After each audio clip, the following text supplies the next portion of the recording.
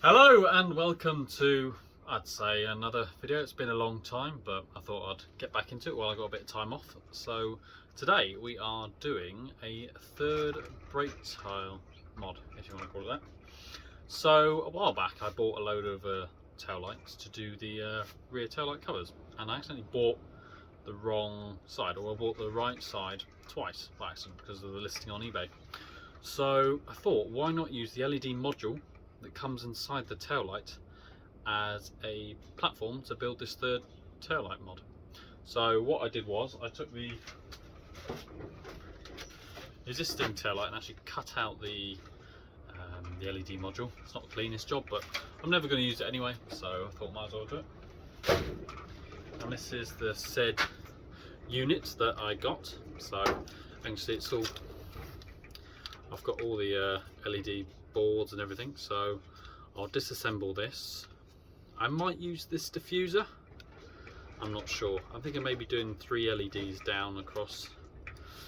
Yeah, I think I might do that. And then create a mould around it, because on my rear diffuser fins, which I'll show you in a minute, they're already moulded to the bumper. So if I can create a wider platform, then create a box inside, have all this wiring, then put a perspex sheet in front, and then I've got some tint as well, have it like a tinted just to hide anything, and then hopefully wire it directly into the brake light of the rear tail lights, and then we should have a working rear tail light. But we shall see, we'll see how it goes. Follow me as I go through on the computer with all the designing of the actual product, and then printing it, and then assembly, then finishing off painting or whatever, and then we'll see if it works. So here we have the 3D model. As you can see, it's the full casing for the light unit itself. This is the full 360 of the casing. It's taken from the original diffuser fins that I make for the car.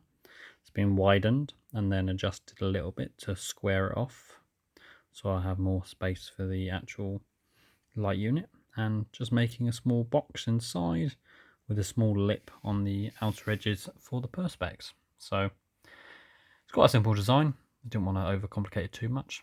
A little hole in the back for the wiring to go through to the rest of the car.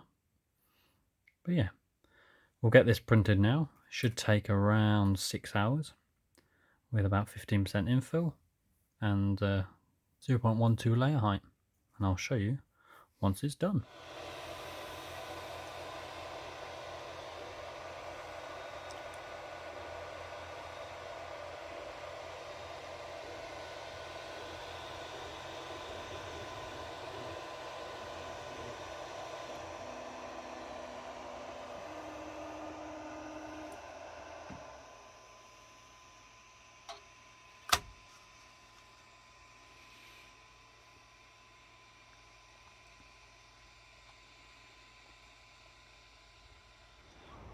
So here we have a quick mock-up. It's not fully fitted, so it's not completely flush, but as you can see, I think it's going to look pretty mint. Hello and welcome to day 2. So a little bit of an update. So last night I did the print for the housing on the rear diffuser, so it's come out really nicely. What I've now just done is cut out the perspex that's then going to be placed on the front. This will be tinted, as stated previously. So I've got some tint somewhere that I'm going to tint that so it becomes more of like a dark colour. I've also been playing around with the electronics. So I've desoldered some of the existing LEDs off the old module, but I feel like the spacing is too close. So I've ordered some larger PCB boards, which I'm going to then create the full unit that will then fit in that. I'll do that tomorrow when it comes, get it all soldered up, get it all tested. The car's going off to the detail garage in Preston to get a full detail and polish, so unfortunately I won't be able to do any testing from that, but I will be able to get the housing all painted up and colour matched, ready to go back on the car when it comes back. So join me tomorrow when I get this hopefully all wrapped up.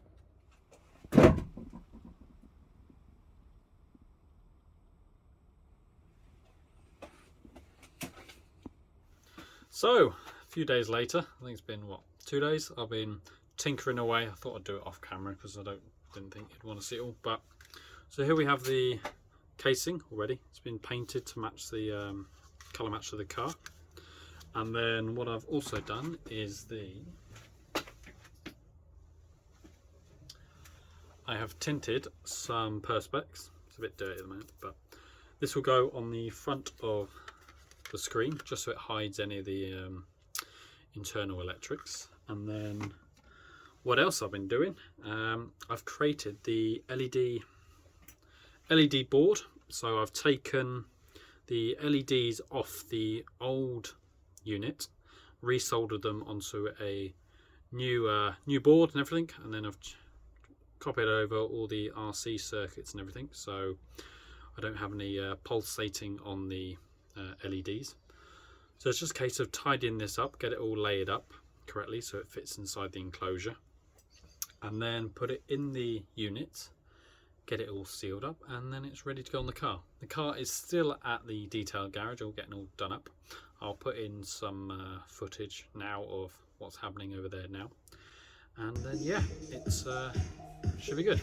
Give it maybe another day, well, then it should be completed, and then it's ready to test fit on the car and then get it wired in. So I'll let you know of any updates.